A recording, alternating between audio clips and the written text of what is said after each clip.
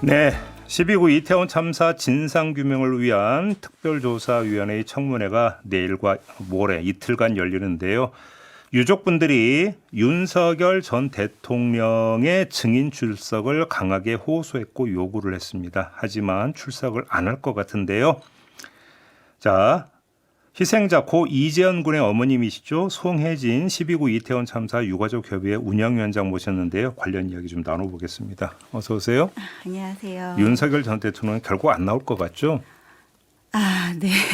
그래도 조금 기대는 하고 있습니다. 그래도 마지막에 네. 어제 그 특조위 관계자들이 서울 구치소까지 찾아가서 예. 증인 출석을 요청하려고 했는데 접견도 거부했다면서요. 윤석열 전 그렇게 대통령이. 들었습니다. 근데 재판부는 이제 원래 윤석열 전 대통령의 주장은 그날 재판이 있어서 못 나간다. 네네. 이거였는데 재판부가 기일을 바꿔줬잖아요. 맞아요. 그래서 나올 수 있는데 이번에는 뭐냐면 다른 재판 증인으로 나가야 돼서 그 준비 때문에 못 나간다 이랬다면서요. 네, 그렇게 말씀하셨다고 듣기는 했는데. 결국은 안 나가겠다라는 거예요. 어떠세요? 심경이 그 소식을 듣는 심경이 어떠세요? 예, 사실 뭐 대통령 재직 시절에도 저희 유가족을 직접 만난 적이 한 번도 없었거든요.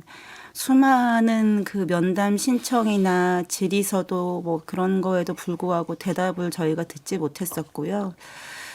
구치소에 계시는 동안에도 역시 이태원 참사를 바라보는 시각은 여전하구나라는 생각이 들기도 했고, 또 그럼에도 불구하고 특별법상에는 증인 출석 의무가 기재돼 명시돼 있잖아요. 그렇죠. 예, 이에 대해서 정당한 이유가 아니라고 판단할 시에는 그에 대한 또 법적 조치가 필요하다고 봅니다. 그러면 만약에 정말로 불출석한다면 네. 특조위 차원에서 그 고발 조치까지 해야 된다고 보세요? 예, 저희는 뭐 그건 너무 당연하다고 생각을 하고요. 예. 대통령이라 할지라도 예외는 예의를 두서는 안 되는 부분이라고 생각하고 있습니다. 그러면 유족 입장에서 윤석열 전 대통령이 증인으로 출석하라면 꼭 듣고 싶었던 이야기가 어떤 거였습니까?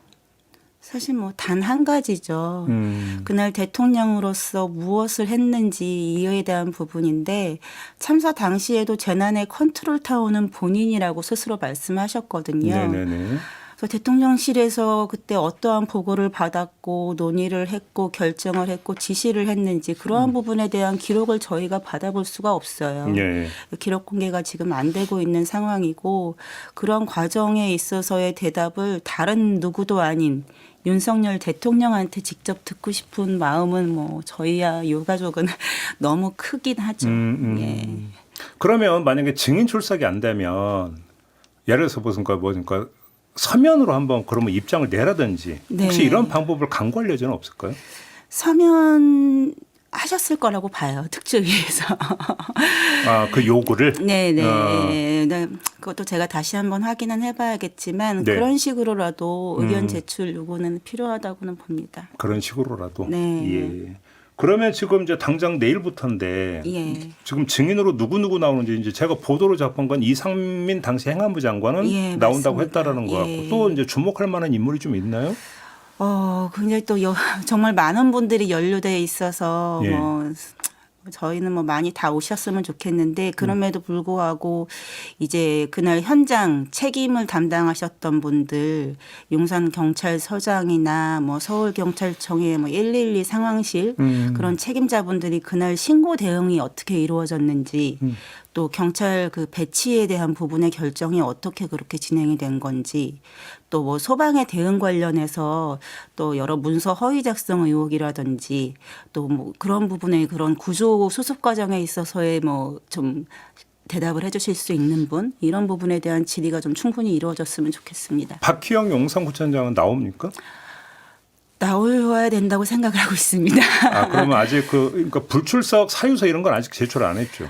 제가 사실 어제 전해 듣기는 했는데 용산구청의 직원분들이 방청석 신청을 10여 분이 하셨다고 들었어요. 그래요? 근데 방청석이 제한돼 있거든요. 근데 그 공무원분들이 그 청문회 이틀에 그 자리를 다 차지하고 있으면 안 되잖아요. 예. 그래서 물론 인원의 제한을 두기는 했다고 하는데 아마도 예. 출석은 하게 되실 것 같습니다. 출석하니까 뭐 용산구청 공무원들이 했겠죠? 재판에서도 그런 일들이 많이 있었거든요. 그래요? 예.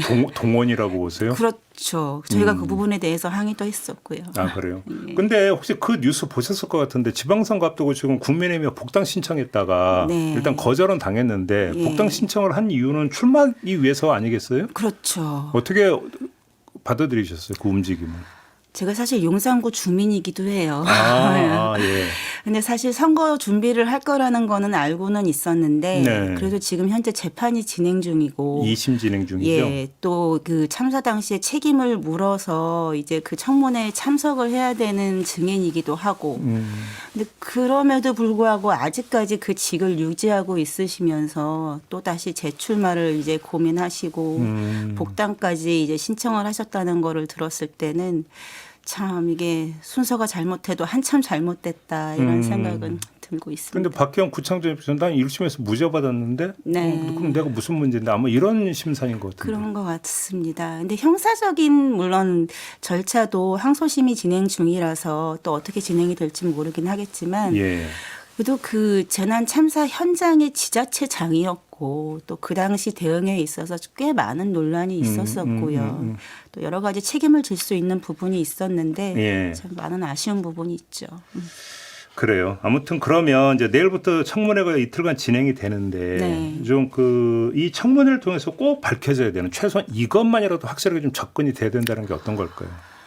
우선 그때 현장에 112 신고가 여러 건이 있었잖아요. 그 수십 건의 신고에 대해서 어떻게 그 처리 절차가 진행이 되었는지는 제일 중요한 부분인 것 같고요. 예. 또 경찰력 배치 자체가 상당수가 이제 마약 단속을 위해서 배치가 됐거든요.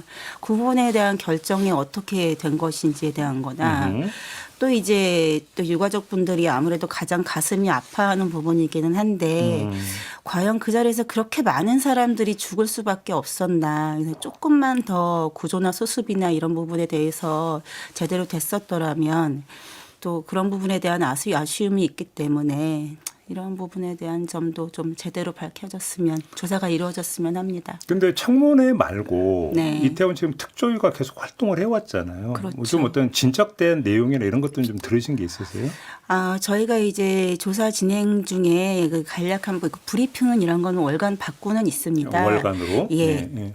그럼에도 불구하고 이 조사 진행 사안에 대해서는 피해자할지라도 이게 좀 제한되어 있더라고요. 알 수 있는 사안들이. 그래서 이제 중반부를 넘은 시점이기 때문에 이제는 좀 조사 결과 보고서도 좀 나올 시점이다라고 말씀은 하셔서 기다리고 있는 상황입니다. 그래요. 근데 청문회에서 좀 유족 측이 입장을 밝히는 그 순서도 있지 않습니까? 네, 맞습니다. 어떤 메시지를 준비하고 계세요? 예, 이제 그 유가족으로서 그동안의 그 시간들을 어떻게 겪어왔는지 증언을 할 생각인데요. 참사 당시에 어떻게 그 소식을 알게 되었는지부터 국가가 이제 저희를 어떻게 대우를 했는지 또 그동안에 저희가 무엇을 요구를 했고 또 어떻게 무엇이 막혔었고 이런 내용들 있는 그대로 말씀을 드릴까 생각 중입니다. 그래요. 근데 이제 그 유족분들이 이제 아까 윤석열 전 대통령의 증인 출석 때문에 네. 이제 서울중앙지법 앞에 가서 기자회견도 하셨어요. 저 재판기를 좀 바꿔달라고 호소하기 맞습니다. 위해서. 그리고 어제는 이제 그 특조위 관계자들이 서울구치소 찾아가서 윤석열 전 대통령을 만나려고 했는데, 근데 이 두 번의 과정에서 모두 윤 어게인을 외치고 이런 사람들이 참사에 대해서 그리고 유족분들에 대해서 막 막말을 했어요. 여기서 인용할 이유는 제가 없다고 보는데 그거를 이렇게 접하고 나서 어떤 생각이 좀 드셨어요? 좀 많이 참담한 생각이죠. 참담한 생각이고. 예. 어제 같은 경우도 사실 특조위가 구치소 방문을 한 거는 진상규명을 위한 활동 중 일부잖아요. 근데 그런 자리에서 희생자를 모욕하는 발언들이 그렇게 아무렇지도 않게 나올 수 있다는 게 참 말도 안 되는 일이기는 한데 근데 또 그것보다 또 더 마음이 아픈 건 저희 같은 경우에는 그런 상황들이 이제는 익숙하다는 거예요. 지난 3년 이제 반에 해당되는 이런 시간들을 너무나 많은 그런 장면들을 봐왔고 또 버티면서 지금까지 지내오기도 했었고요. 이게 아무래도 참사 초반에 정부에서의 그런 대응, 이 참사에 대해서 일종의 좀 어떤 의미를 좀 축소시키려고 하는 그런 메시지가 있었던 것 같고 또 그 와중에서 이런 2차 가해성 발언들이나 혐오의 메시지나 이런 것들이 너무 광범위하게 많이 퍼져버린 것 같아요. 그래요. 예. 근데 사실 세월호 참사 후에도 결국 이제 그 궁극적인 귀착점은 어떻게 안전을 강화할 것이냐 그렇죠. 이 문제였고 예. 이태원 참사도 마찬가지 아니겠습니까? 그렇죠. 우리 사회가 그럼 이제 무엇을 방비해야 될 것인가 이게 마지막 결론이 돼야 되는데 그렇죠. 유족들 입장에서는 이걸 좀 살펴봐야 된다는 거 한다면 뭐가 있을까요? 크게 두 가지를 말씀드리고 싶은데요. 예. 우선 지금 아직 통과는 되진 않았지만 생명안전기본법 제정이 필요하다고 보는데 그거고. 예, 이태원 참사 같은 경우는 어떻게 보면 재난대응 체계의 어떤 총괄적인 실패잖아요. 네네. 이 진상규명을 위해서 특별법을 만들기는 했는데 사실 한계가 좀 있거든요. 만들어지는데 시간도 너무나 많이 소요가 되고 또 한 가지는 어떤 거예요? 또 한 가지는 특별법, 저희 이태원 참사 특별법이 개정이 좀 필요할 수 있을 것 같아요. 활동 기한이 좀 제한돼 있다 보니까 특조위가 이 활동 기한을 좀 아무래도 연장? 좀 충분히 할 수 있는 그런 알겠습니다. 개정 필요하다고 봅니다. 알겠습니다. 저 말씀 여기까지 들어야 될 것 같네요. 네, 고맙습니다. 감사합니다. 송혜진 12구 이태원 참사 유가족 협의회 운영위원장이었습니다.